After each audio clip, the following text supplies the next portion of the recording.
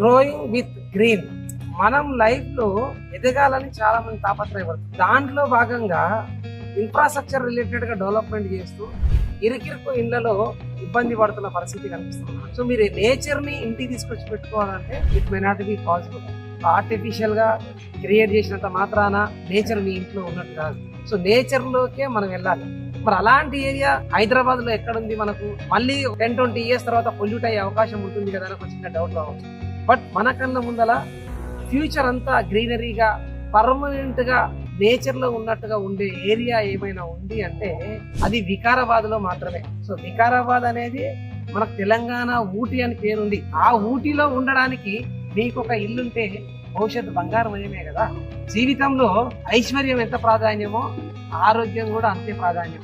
అంటే ఆరోగ్యంగా ఉన్నా కదా డబ్బుతో నాకేం పని అనుకుంటే health without wealth is worthless. నా దగ్గర డబ్బు ఉంది కదా ఆరోగ్యంతో ఏం పని అంటే wealth without health is pointless. So ఈ రెండు ఉన్నప్పుడే హ్యాపీనెస్ ఉంటుంది. సో మీరు జీవితంలో హ్యాపీగా ఉండాలి, భవిష్యత్తులో బాగుండాలి అనుకుంటే ఇమీడియట్ గా వికారాబాద్ లో ఇన్వెస్ట్ చేయండి. సో భవిష్యత్తుని బంగారమయం చేసుకోండి, జీవితంలో ఆనందంగా ఉండండి. Do invest in real estate for health and wealth and happiness. Good luck.